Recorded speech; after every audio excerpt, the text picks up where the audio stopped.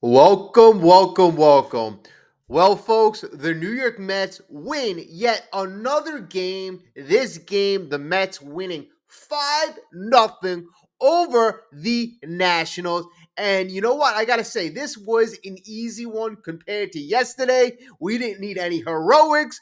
But you know what? Our New York Mets, nonetheless, we're rocking and rolling. And I really got to say this. I got to say this.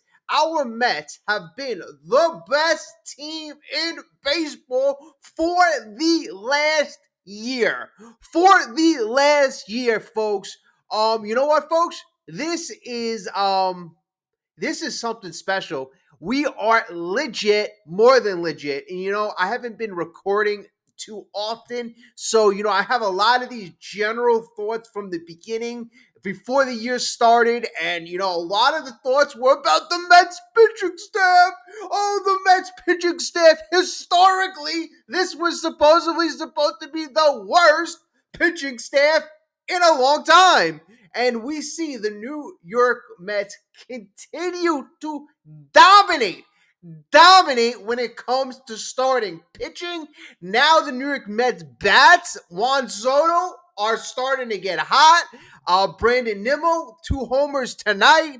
Juan Soto yesterday had a homer today. Pulled the ball. I mean, Juan Soto is going to Oppo. He's pulling the ball. I mean, he's looking like Juan Soto. What do you know? Pete Alonso got another RBI today, a big hit. He's batting over 300.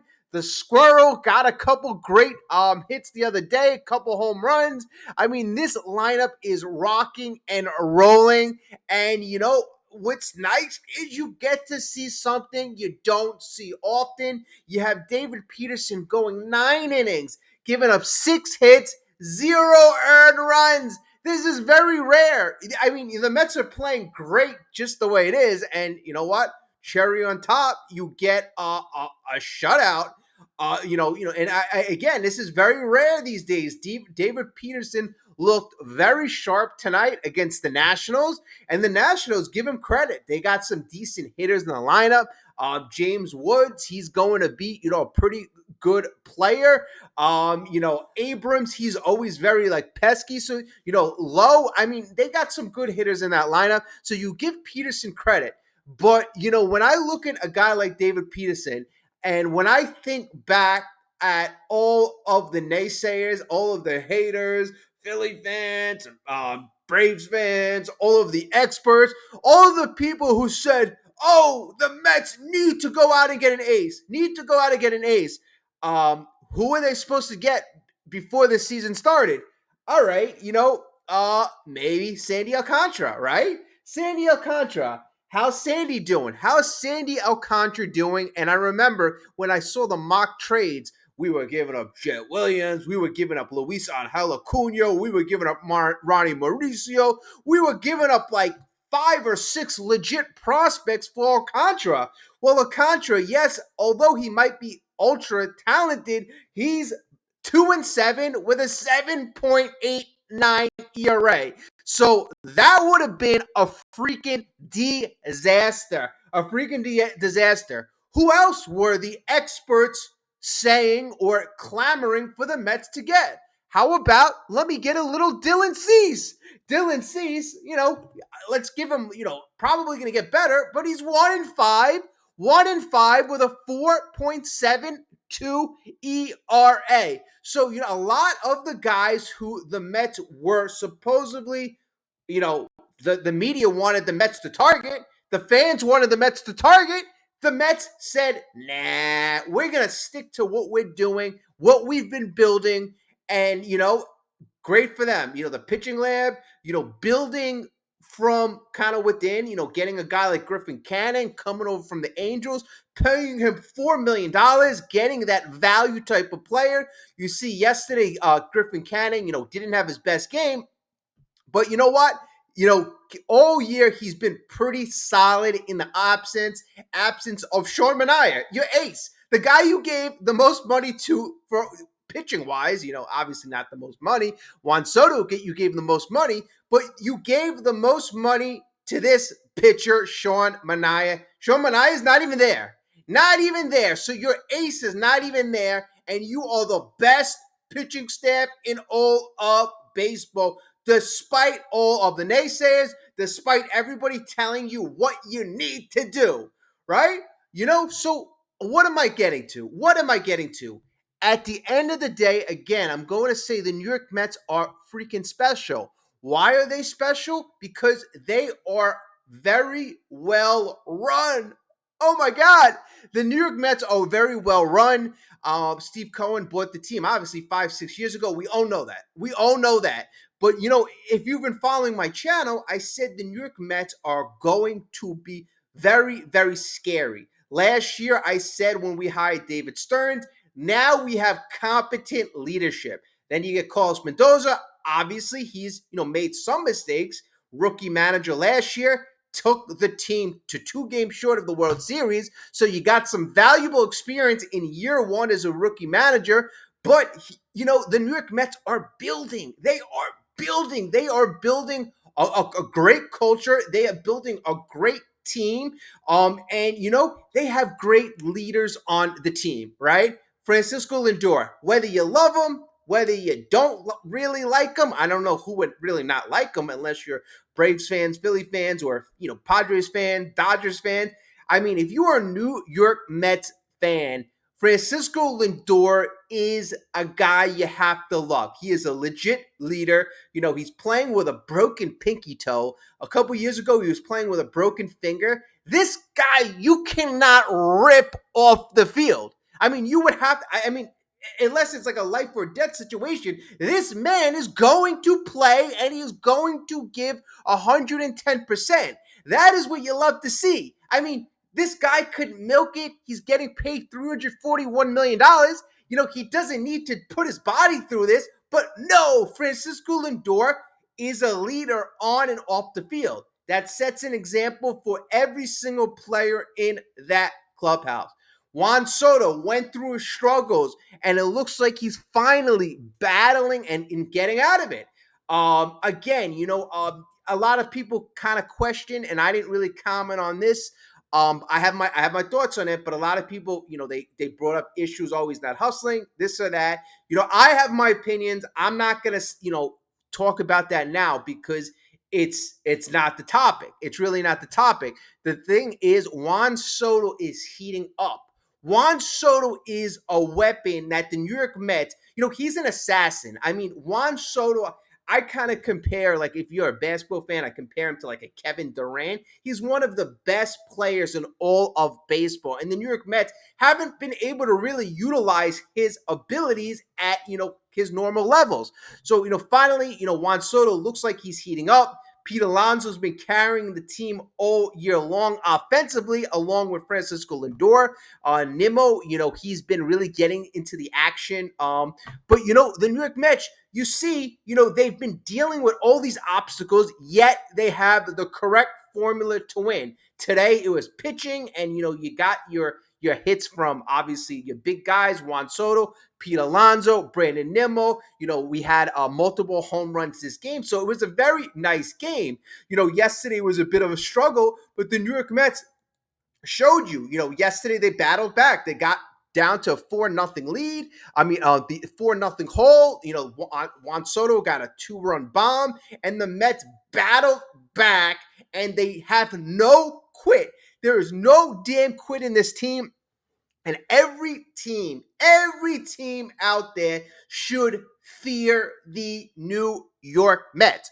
You hear that, folks? Every team should fear the New York Mets because, again, they have competent leadership and they can pitch with any ball club out there. And again, they do not have their ace. They don't have one of their top signings, Frankie Montas.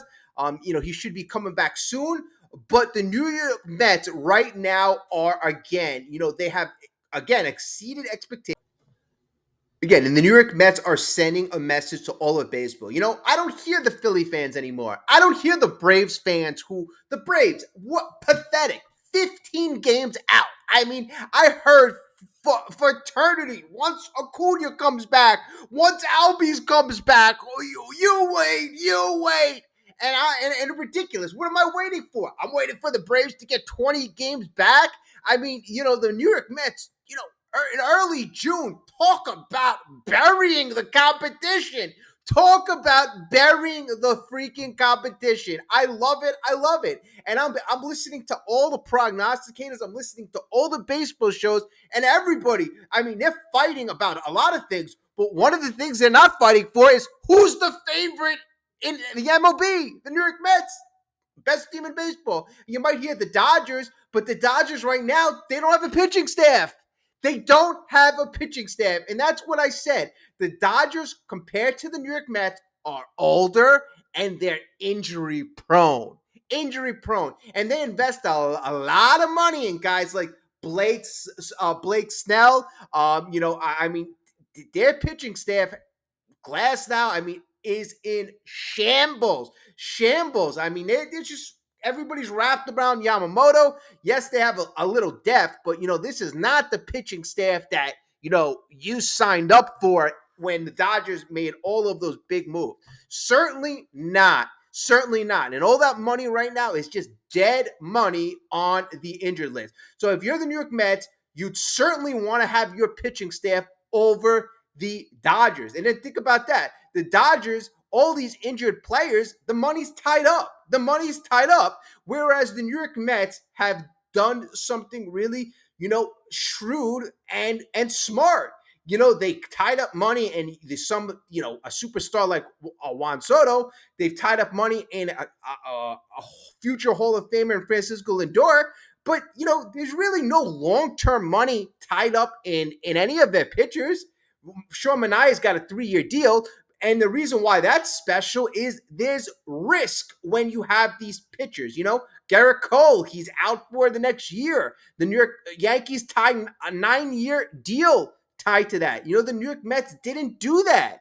Corbin Burns, I mean, you had to give him a long contract who was a free agent. I mean, here's the thing. And this is where I give David Stearns credit. He's been ahead of the trend. I mean, really, and his philosophy about not giving long-term contracts to these pitchers 30 years or more has been gold. It's been gold. So I gotta trust the New York Mets with their decision making. They're doing a great job, and they've been able to overcome. I mean, Mark Vientos gets hurt. Ronnie Mauricio. You have a guy like that. Then Brett Beatty, he had his opportunities. He's starting to shine. The New York Mets have weapons. They really have weapons, and a lot of the weapons we haven't seen. In terms of the starting pitcher, the young guys, like I know what's it called? Blade Tidwell, he came up earlier. He didn't really do well as a young pitcher, so you haven't really seen the young starting pitchers really kind of pan out. But, then again, you didn't really see the top. You haven't seen a Jonah Tong. You haven't seen a Brandon Sproat. You haven't seen our top guys. And I believe the New York Mets, obviously, we don't need them now. There's no need to rush any of those guys up. There's no need to rush any of the young pitching. You just develop them, develop Sproat, keep developing Jonah Tong, keep developing your young pitchers. And then, you have these young studs, come up offensively, and they're doing a good job. Finally. At the end of the day, they are trade chips if you want them. I hear, the New York Mets, if they want to take it to the next level and they want to be World Series favorites, they have to go out and get a center fielder. They have to go out and get a Duran from Boston. They have to get a center fielder. They have to look and get a center fielder. So, am I one to think that that's the way to go? No, because I mean, how many times did the Mets prove the experts wrong? How many times, we just said it. I said in the beginning of the show how many pitchers the Mets proved wrong. The Alcantaras, the Dylan Ceases, the Jordan Montgomerys of last year, even Blake Snell, who is notoriously injured. The New York Mets are really great. They are fine on track. They know what they're doing, and I believe they are, in terms of their thinking, their thought process, They are the class of Major League Baseball right now. They have the class of Major League Baseball. For them to prove that, obviously they have to win a World Series. But folks, they are proving that they can beat you in many different ways. And what I want to say this is we are right now in a series with the Washington Nationals, right? Washington Nationals, they're a team that's gotten a lot better. They're a team that has talent on the field. But the New York Mets are one game away from sweeping another series. So tomorrow, the game at 1:10, the New York Mets have an opportunity to sweep. Then we go out on Friday. We're going to be playing the Rays for a 3-game set. Then we're going to be playing Atlanta. And that's when we get ready for basically, essentially, a funeral. By the time we play in Atlanta, the Atlanta Braves could be about 16 games back. About 16 games back. We're playing for a 3-game set. After the 3-game set, they could essentially be 20 games back by mid-June. That is insane. Then, as our opportunity continues to be in front of us, we have an opportunity to bury the Phillies. The Phillies come in. I believe we go to Phillies on June 20th. We have a 3-game series. And then after that, we have a 4-game set with Atlanta. So you're going to have 1, 2, 3, 4, 5, 6, 7, 8, 9, 10 games against the Atlanta Braves and the Philadelphia Phillies. That is when the New York Mets put the proverbial foot on the throat. I don't want to see any let-ups. I want the New York Mets to continue to pound, to continue to pummel the competition, and to show the rest of the MLB that, you know what, we're not going to stop. We are not going to stop. And, this is the beginning. This is the beginning of something special. Again, I've said this for years now. Ever since David Stearns was hired, this was going to be how things worked out. David Stearns in Milwaukee, same thing. Year 1, it was, some success, but year 2, year 3, the Milwaukee Brewers took significant leaps, and you knew that in New York, with the type of talent, with the type of resources, David Stearns was going to take that same timetable in Milwaukee. Same time it took for him to win in Milwaukee, but it was going to be sped up here because of the players. The players are better. He has more resources, more money. And, that's why I wasn't surprised last year when the Mets came 2 games short of the World Series. I'm not surprised this year that the New York Mets have the best record in baseball. I'm not surprised that the Mets have the best pitching staff, giving up the least runs in baseball. I'm not surprised that the Mets have the 3rd best run differential in all of baseball and chasing down, I would say, I guess the Yankees have the best. But the New York Mets right now, who are you afraid of? Who are you afraid of? Who is that team? We already took the season series from the Dodgers. Everybody was saying, "Oh, just why are we playing the season? The Dodgers, they're like the best team ever." The adjectives were ad nauseum for the Dodgers. The Dodgers. Why even play this season? Oh my God, they're gonna win 2 years in a row. Then they're gonna probably win 3. They got Otani, they got Yamamoto, Freeman. Oh my God, Mookie Betts. Okay, they're old. They get hurt. Their pitchers can't stay healthy. How many more reasons could you put on the table for, this is why you have to play the games. And there are just more than just talent, there's, you want a good clubhouse, you want a good culture, you want a good farm, you want a good front office, you want to make good trades, make good moves. And the New York Mets have shown that they are elite. And many of the different categories that an organization needs to be. In the late 90s, when the Yankees were a dynasty, they'd make all these small moves throughout the year that any team could make, but, they would be the ones that had that foresight. They would be the ones. And then also, too, they had the culture. They had, I guess, I don't know what type of analytics they had at the time, but they were ahead of the competition, and they knew how to maximize a player's value, a player's worth, and that's what the New York Mets are essentially doing. I mean, David Peterson, he's a guy that I love to see, really shine. He's a guy that I thought that he was going to elevate his game. He's 5-3 with a 2.6 ERA. Kodai Sang is 6-3 with a 1.59.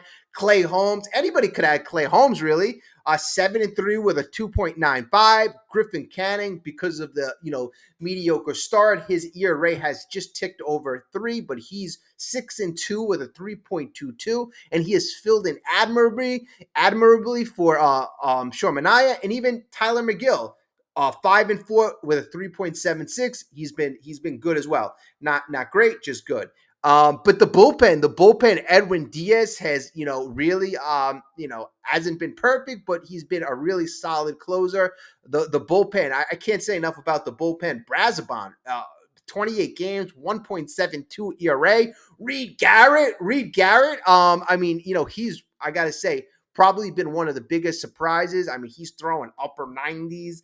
He's in almost 30 games, 0.95 ERA. So you give the New York Mets, a lot of credit, and they're going to continue to, I think, really prove experts wrong. Although a lot of the experts are saying that they're the best team in baseball. So you know what? Maybe the experts are finally jumping on the bandwagon, finally starting to see that, hey, you know what? The New York Mets know what they're freaking doing, and they are by far that elite team. So you know what? I want to hear Phillies fans. What the hell's going on? Atlanta Braves fans. I heard the most from you. The most pathetic right now. That's all I gotta say is pathetic. And the New York Mets in 2023, when we freaking were pathetic, I call the Mets out every day. Every day. So it's not just like, oh, the New York Mets are good. I'm like, rah, rah, rah, dominant Mets nation. No, when the Mets were bad, we had our shows too. And those shows were crazy as well. But, we're going to wrap it up here right now. So this was just my, quick synopsis. So again, I'm going to cover more games, but again, I haven't had too many videos, so I just had to get this little rant out. Thank you so much for listening. If you're listening right now, hit that like button, subscribe. If you're a Mets fan, baseball fan, I love you. I appreciate you. Thank you so much. I appreciate all the support. Drop your comment. I will speak to you very soon.